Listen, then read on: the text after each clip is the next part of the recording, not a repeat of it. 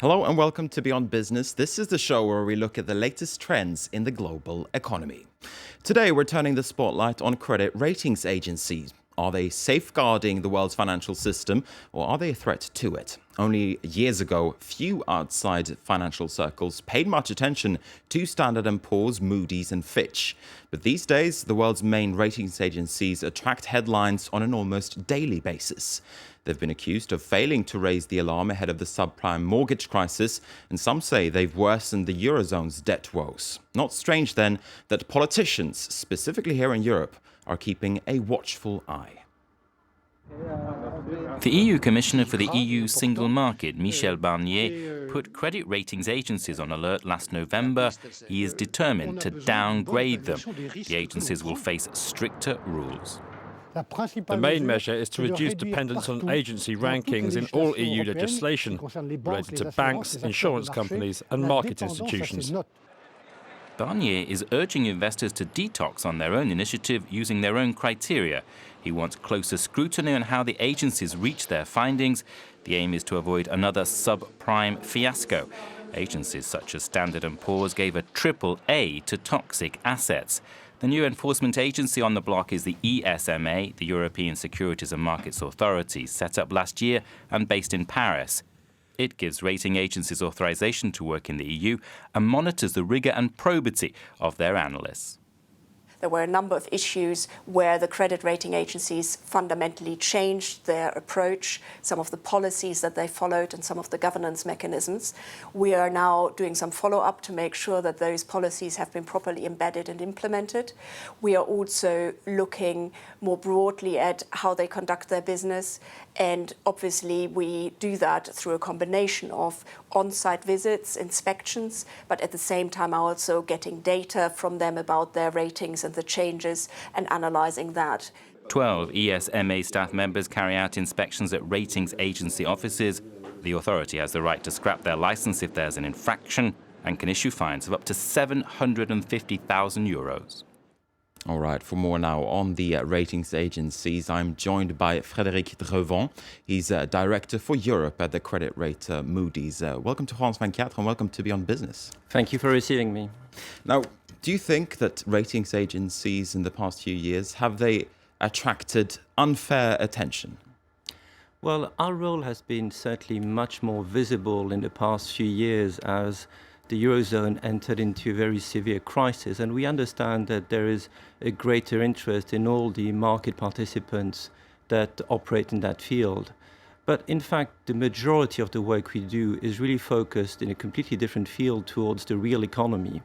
And that is really by assigning ratings to companies, to banks. And we do that really by analyzing their credit quality, their ability to repay their debt, and we make that information available to investors globally. And they use this information in their own decisions about how they may want to invest as an input, really. So it's ultimately a very useful service, but certainly it has raised questions in the Eurozone context. As you say, it's raised a lot of questions. Are you listening to the criticism? Have you changed your ways then, for instance, since the subprime mortgage crisis, which you were so criticized for? Yes, of course. We have certainly taken into account the fact that we had to learn from the lessons from that period of time.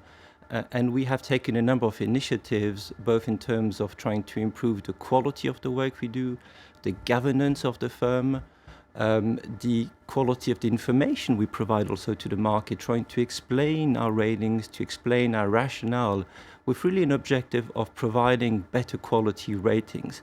And all of that in the context of a new series of regulations, both in Europe and in the US. What do you make of the political efforts then to regulate your business? What do you make, for instance, of the European Securities and Markets Authority? Well, the idea of having a European regulatory body is an extremely good idea because the work we do is a work which has global reach. We work with investors who may be in Singapore, in China, in Hong Kong. They may be interested in a French company, in a Spanish company. and therefore trying to bring the supervision of our work to a regional level in the case of ESMA, who's the supervisor for the Eurozone, or even considering this at a more global level is a very good initiative. But many would probably be surprised that you, as a credit rater yourself, say that yes, we need regulation, we need that supervision. Well, you have to understand that we play a role which is viewed by many as very important in the well-functioning of the capital markets. We therefore understand that there is a good reason for wanting supervision of the work we do. So you recognize that perhaps you've lost a little bit of trust in the past few years? No, we recognize that we play such a central role and that being regulated is a natural thing for an industry as important as our own industry. And in fact, we are already regulated. Europe created a first round of regulation in 2009. And in fact, we were registered by ESMA only a few months ago. This was a very complete set of regulation which looked at ratings quality, governance of rating agencies, how they communicate and disclose information to the market, a number of themes which are very good for the market and good for investors who rely on our ratings. All right, we're going to continue this discussion in just a moment, but first though, we're going to look at how competition is stiffening for Standard & Poor's, Moody's and Fitch. In China, Dagong Ratings wants to challenge the so-called Big Three. It became famous for downgrading the United States' credit rating before Standard & Poor's, and last December, it also downgraded France's debt. Dagong says it aims to provide a different view, but some suspect it's the voice of the Chinese government. This private company is the only Chinese rating agency without a foreign partner. It says it's independent and ready to challenge Standard & Poor's, Moody's, and Fitch altogether. The fatal mistake of those three big companies is that they based their sovereign debt ratings on ideology and politics. On the contrary, at Dagong, we emphasize the capacity of the states to create wealth, on how much they can spend according to what they earn, and not how much they spend according to what they can borrow. Dagong expanded its rating services in 2011. Until then, the agency rated only Chinese companies. Now it has 400 employees and 12 million euros in annual revenue. Dagong rates 68 countries and gives China a much higher rating than the United States. And that's only the beginning. We are setting up a representative office in Europe. We already have one in Hong Kong, and of course we'll set up new offices according to the needs of the states and provinces around the world. The agency is not very open about its ratings methods and says they do not differ from the other agencies. But that's not easily verified, and the American Financial Regulatory Authority has refused to recognize Dagong's ratings. You cannot deny that Dagong is still far behind the three big ratings agencies. But in the near future, while it's gaining more and more credibility, Dagong will have a respected voice in the global industry. Before that can happen, Dagong will need to convince the world it is impartial and transparent. Okay, we're back here in the studio with Frédéric Drevant from Moody's. Now, do you feel under threat from the likes of Dagong? We have several other examples from around the world. We've got Egan-Jones in the United States. We have DBRS from Canada, and also Roland Berger has said it's aiming to start up a ratings agency in Germany. As I say, do you feel under threat here? I think it's in fact the opposite. We see the work we do as one where we have to analyze not only existing information, existing data, but also try to look at the future. We have to look at future events. What is the likelihood that a company may lose market share? What is the likelihood that it may lose revenue? And those are difficult analysis because you're again trying to make an assessment of something which will happen in the future. Mm-hmm. We do it with a lot of precision, but it's not a perfect science. And on that basis, the idea that you will have different rating agency coming up with different opinions is in fact a very good thing for the marketplace. We should be in fact promoting the concept of diversity of opinions as opposed to something where we would be moving more towards a single view of the world. Speaking of diversity, now there's been a lot of criticism that the main three ratings agencies, Standard & Poor's, Moody's, which you represent, as well as Fitch, they're all based in the United States. In Europe, for instance, there's been some reticence when it comes to that. What do you say to that? Well, we are, first of all, an international firm. We're present in Europe for many, many years. We have hundreds of analysts based in Europe.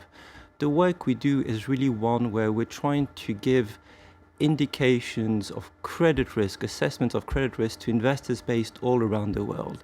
And the benefit they see is really the ability we have in providing opinions which can be benchmarked, compared on a global basis. So we don't really view ourselves as being US, European. We really view ourselves as being an international firm. Now, a lot of European politicians and even the head of the European Central Bank, Mario Draghi, they've said that maybe we shouldn't care so much about what the credit ratings agencies say. Do you still feel that you are relevant? Well, ultimately, investors have to decide if it's useful for them to rely on the rating agencies. All the feedback we receive is that the quality of the work we do is a useful input to any decisions that an investor will make.